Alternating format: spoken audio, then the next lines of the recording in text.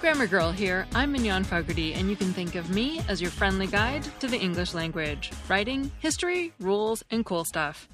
Today we answer a listener question about the word unquote.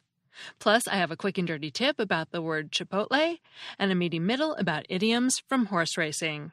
Here's the listener question. Good evening, Grammar Girl. What a wonderful podcast. I've only been listening for a couple of months, and I was a linguistics major in college, so this is great. The question I had is when you speak about a quote, it almost sounds to me like you're saying unquote at the end of it. I'm hoping that you're saying end quote, but it's just been bugging me, so I had to call you and say, please don't say unquote, say end quote. And I hope I haven't offended, but that's what it is, as far as I know. Okay? If it's different, tell me. Thanks. Bye. Thanks for the question. People have asked me about this before, and I do say unquote. Unquote is a common and established idiom to signal the end of a quotation. And so is end quote. Maybe unquote sounds wrong to some people because we don't use that term to signal an ending quotation mark. For that, we'd say end quote or ending quote, or maybe closing quotation mark. We wouldn't call the mark itself an unquote. But if we're talking about the quotation and not the punctuation, unquote has been used to signal the end of something quoted for more than 100 years. The Oxford English Dictionary has an example of unquote from 1910, and it also has examples of quote-unquote used before or after a quotation. A search of Google's book corpus shows a clear preference for unquote over end quote, and doing a general Google search for the two terms returns an almost equal number of hits. That said, one commenter on a linguistics discussion board did find earlier examples of end quote in early 20th century telegrams. In his sleuthing, he found that unquote became the more popular option around 1910. None of the dictionaries I consulted had an entry for the two-word combination end quote. You can certainly say end quote to signal the end of a quotation, but unquote works just fine, and it seems to be the established way to go. That answer was written by Mark Allen, a freelance copy editor based in Columbus, Ohio. Follow him on Twitter at @editormark, and that's Mark with a K. I thought it would be better to have someone other than me, someone unbiased, address that question. Thanks, Mark, and thanks again to the caller for the question. Next, May 5th is Cinco de Mayo, a holiday that celebrates the Mexican Army's victory over French forces in the Battle of Puebla in 1862. The battle was one event in a 3-year war between France and Mexico. Although it culminated in France taking control of the country and installing a French emperor as ruler, that rule didn't last long. After only 3 years, France withdrew from the country and ceded control back to Mexico. The Battle of Puebla didn't end the war or win it, but it was a symbolic victory for Mexico. 4,000 poorly armed Mexican soldiers defeated 8,000 well-trained, well-equipped French troops. The battle spurred a sense of patriotism and fueled a guerrilla resistance that helped convince France to leave the country. Today, in honor of Cinco de Mayo, we're going to address a long-standing, deeply debated question. How do you pronounce one of Mexico's most beloved agricultural exports? Is it chipotle or chipotle? Let me say unequivocally that the word is pronounced chipotle. That's lay as in rhymes with play, clay, tray, and so forth. The word comes from a Nahuatl word for smoked chili pepper. Nahuatl is an Uto-Aztecan language that's been spoken in central Mexico since at least the 7th century and is still spoken today. Uto-Aztecan is an American Indian language family and one of the oldest and largest language families in the world. Its reach once stretched from what is now Oregon in the northern United States all the way to Panama at the very bottom tip of Central America. It includes the Hopi and Comanche languages of North America, Aztecan in Central America, and many others. Now, let me blow your mind by telling you that there's no such thing as a chipotle pepper. Chipotles aren't a natural variety of pepper in the way that habanero, cayenne, poblano, or serrano peppers are. Chipotles are just plain old jalapeno peppers that have been dried and smoked. This practice can be traced all the way back to the 13th century, the time of the Aztecs, when meats and fruits were dried as a way of preserving them. The flesh of jalapenos are very thick and tough, especially when compared to that of other peppers. That meant jalapenos were likely to rot before they had a chance to dry out. Thus, the practice of smoking them became common. Jalapenos were left on the vine until they turned from dark green to a deep red, just like bell peppers do. They were then picked and smoked over a fire or placed in a smoking chamber. The same method is still used today, and it's jalapenos' natural heat and flavor, plus the application of smoke, that creates the distinctive smoky taste of chipotles. Not chipotles, mind you, but chipotles. And by the way, next time you say that word, think about the fact that you're saying one of the same words the Aztecs did centuries ago.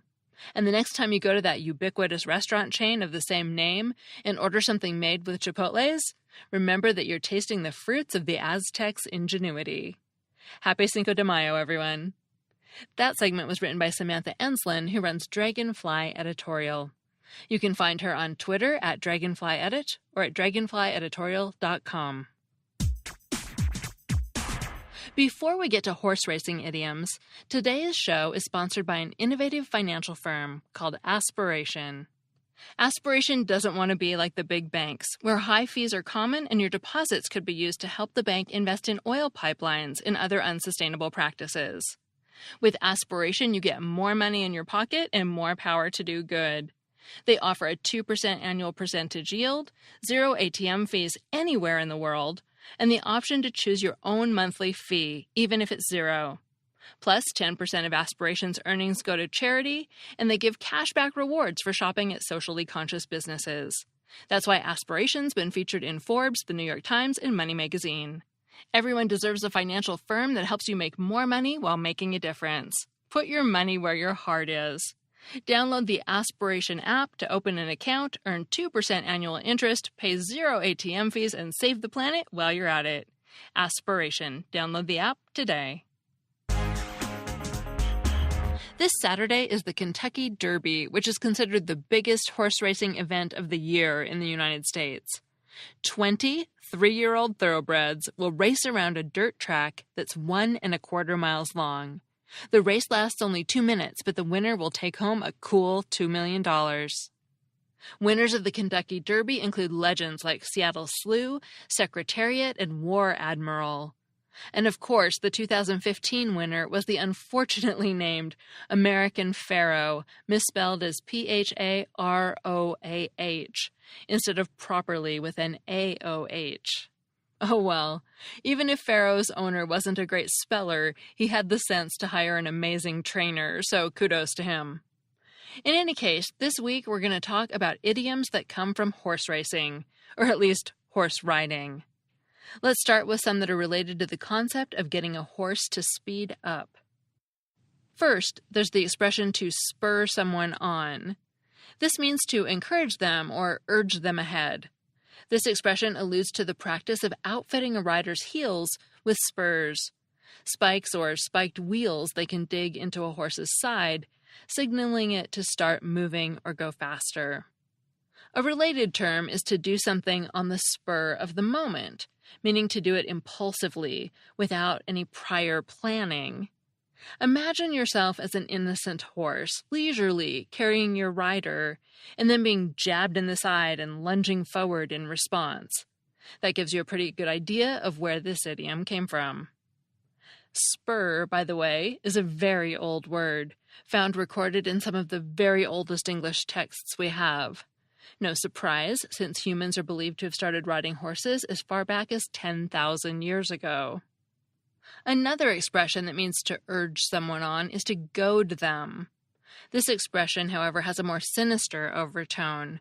You could spur someone to start exercising, for example, by encouraging them and complimenting their progress. But if you goad them to exercise more, you'd be tormenting them into doing it.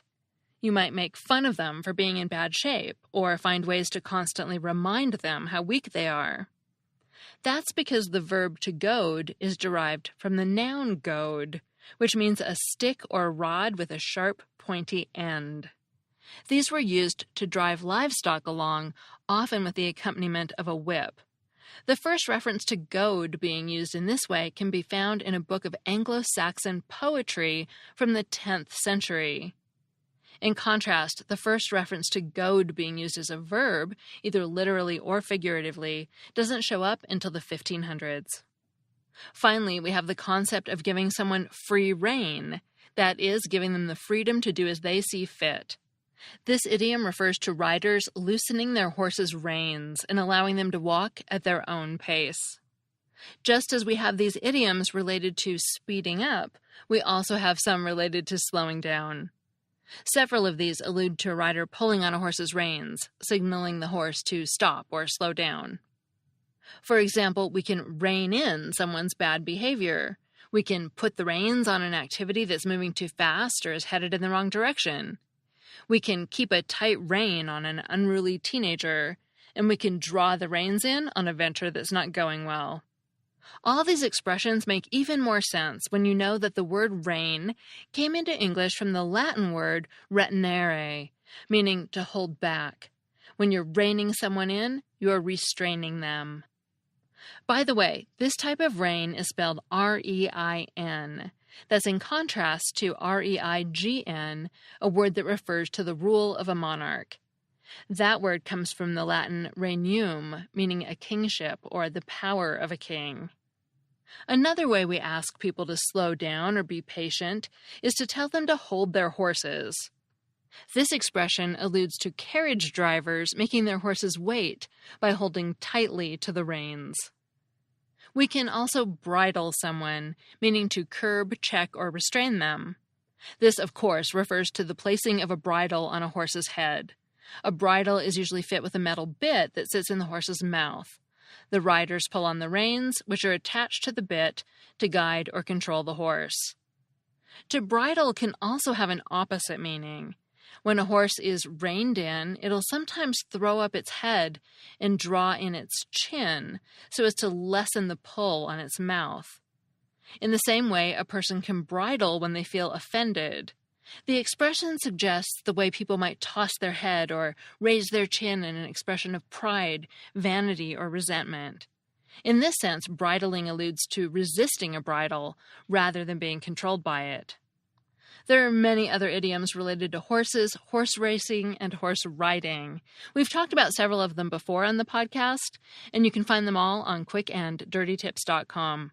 Just search for the word horse, and you'll find information on dark horses, champing at the bit, and lots of other information that comes straight from the horse's mouth. And if you watch the Kentucky Derby this weekend, enjoy your 2 minutes. I know I will. That segment was also written by Samantha Enslin. I'm Mignon Fogarty, better known as Grammar Girl and author of 7 books, including the New York Times bestseller, Grammar Girl's Quick and Dirty Tips for Better Writing. And thanks to my audio producer, Nathan Sems. This show is part of the Quick and Dirty Tips podcast network, and you can find articles that go with each episode at quickanddirtytips.com. That's all. Thanks for listening.